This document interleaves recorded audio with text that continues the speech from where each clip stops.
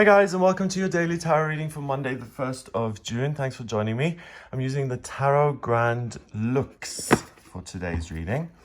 Let's have a look at these cards and what they have to say. Okay, let's see what the first day of the new month of June has to offer. I hope you're looking forward to the month of June. Have a look at the video for the eclipse on Friday the 5th of June.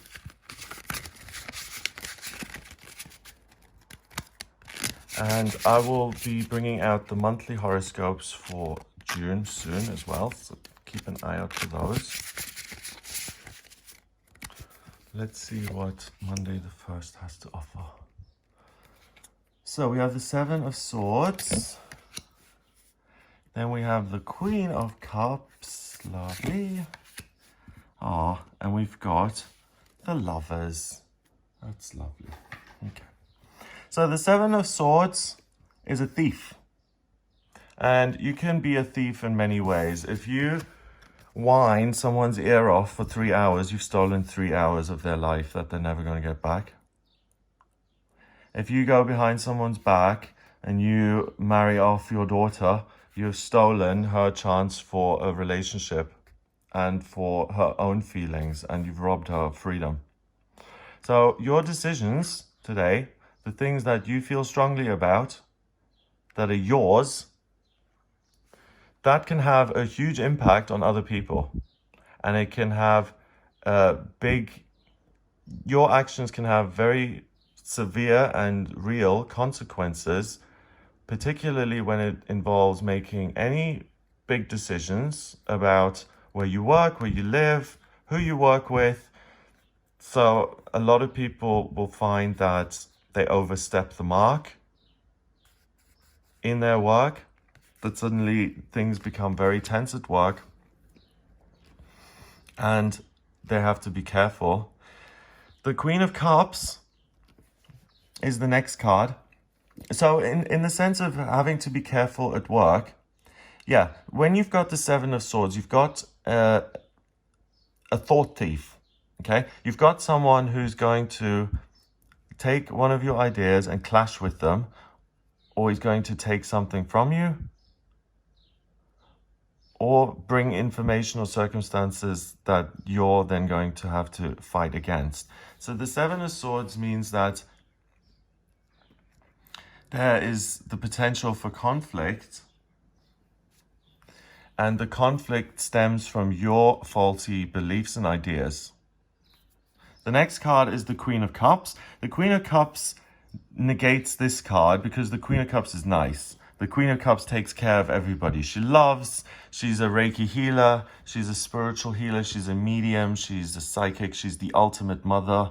She takes him and says, there, here are all your swords. Don't you worry, everything's going to be okay. You don't need to steal from other people. You can relax. You can take it easy. And you can lay back and just realize that you are taken care of and you are loved. So today, if you want to stay out of trouble, all of those feelings of, I'm in pain, they hurt me, I'm jealous, why do they always have something and I don't? Those are not going to lead to a happy place. Those kind of thoughts, give them to your inner Queen of Cups and say, Queenie, I'm really struggling with these thoughts. They're hurting me. Jordan is better looking than me. I look terrible in comparison. That doesn't make me feel good. Queen of Cups, help me see myself more positively and help me stop comparing myself to other people and making everything about me, for example. Then we have the Lovers, and the Lovers shows, he looks like that Anselm something guy. They've stolen his face. He's a celebrity. His name is Anselm something. Can't remember. But yeah, stealing again, the thing of stealing. Intellectual theft. Theft of emotions. Someone robs you of what you wanted. Someone, especially the wanting, yeah. So be flexible, be adaptable. You may not always get what you want today. not getting what you want is no excuse to steal from other people. But the actual meaning of the lovers is the sixth card of the major arcana is two swans mating for life. This is a real love. It's not the kind of love that's temporary. And what we're seeing here is a journey from sword thief to queen of swords to being in a relationship. So sometimes you have to go through the mill to understand who you really are so that you can love and understand yourself. Let's say there's something about you that you really dislike. You're really aggressive, okay? Verbally, you're super direct and super aggressive. Today, you say something really aggressive. You go too far. Someone stands up to you and says, "How dare you speak to me that way? I am going to make a complaint," and you've been suspended. You realize that you are way too harsh because of a fear that you're not good enough and you're going to lose your job. That's why you overcompensate. You realize that about yourself. The thing that actually was negative initially, you got suspended, turns into a positive because you realize there's nothing wrong with you. You don't have to overcompensate and you can drop the act. Once you drop the act, you become open and available to connecting with people in a normal way. And you can actually see how lovable you are and you can love someone else and you don't need to steal or get or grab or overdo. So if you are someone who feels compelled to speak a certain way, to behave a certain way, to do things a certain way, you become aware of what you love, what you don't love. About yourself, about other people, about your circumstances. The key thing is that you want to make your life better. You don't want to make it worse. You want to find things that are stable and long-term, and you can trust your feelings because there's going to be almost like an emotional supervisor. Oh, I don't like myself because look at my face, my skin's terrible. I really dislike myself. You're stealing your own confidence by saying that. That will put you in a situation where you accept people who don't love you but treat you badly. And the loving thing would be to realize that today and see that you let people into your life who just take, when you could have real love in your life. The only thing preventing that from happening is the negative belief that you don't deserve any better.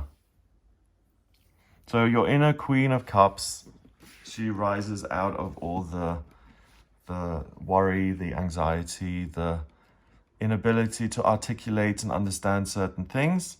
And she also understands that you have more to offer and that you're not done yet and that there are new connections which will be formed, which will bring hope and joy and a future into your life, but they're not something that is acquired by the self. It's something that is experienced. You can really trust yourself to be honest, to have a lot of integrity, and to really walk your walk today. You're not going to hustle. You're not going to not speak up for yourself. Like, for instance, if you're in a situation and you've been trying with your therapist to learn how to say no to this person, and next time they come along, you are determined to say no. And then the usual conversation happens, and before you know it, you've said yes, and you're in the same mess as you were before. That you become aware of, and you're able to do something about it so that you can make space for an actual relationship or an actual connection with yourself that isn't faulty in its thinking, that's really captures the essence of who you are, and you can trust yourself because you have this built-in trust. So if it's something that isn't going to serve you, you're immediately going to feel like, oh, I'm taking something away from someone else, or I'm stealing their time, or this person is obviously put upon by me. If you find yourself doing that, you're off track and you're not heading for something loving. So if you start something new, a new partnership, a new a new direction that you're going on.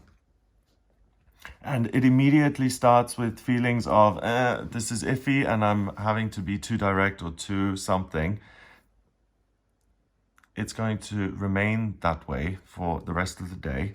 And if it's something that immediately fills you with this natural sense of this is right, even though it doesn't seem perfect, there's something about this which just feels right. And if that's the case, then it's all systems go with new opportunities. If you have to lie and cheat and be dishonest just to get your foot in the door, then it's not worth doing either, because it will come out. Number wise, we've got 7 and a court card, that's 1. 8 and 6 is 14. 1 and 4 is 6, and 6, excuse me, not 1 and 4. Let me start again. 6 and 1 is 7. 7 and 7 is 14. 1 and 4 is 5. And 5 is about freedom and liberating yourself from things which hold you back. Yeah. Like, I have to be in this job because I can't do any better. That's why I have to stay here. That's stealing your own talent and your ability to do something great, because you have this faulty belief that you can't do a better job than the one you've got. Yeah. So it's freedom from faulty negative beliefs that stifle your growth. Have a wonderful day. If you'd like a personal reading with me, please get in touch via my website. It's gregoryscott.com. I use the tarot, astrology, numerology, and my intuition in my personal readings. If you have any questions about your life purpose, vocational aptitudes, love, romance, relationships, money, where to live, health, the future, anything at all, please just get in touch with me for a personal reading via the website gregoryscott.com. If you like the video, then please hit subscribe and share it online, and I'll speak to you tomorrow.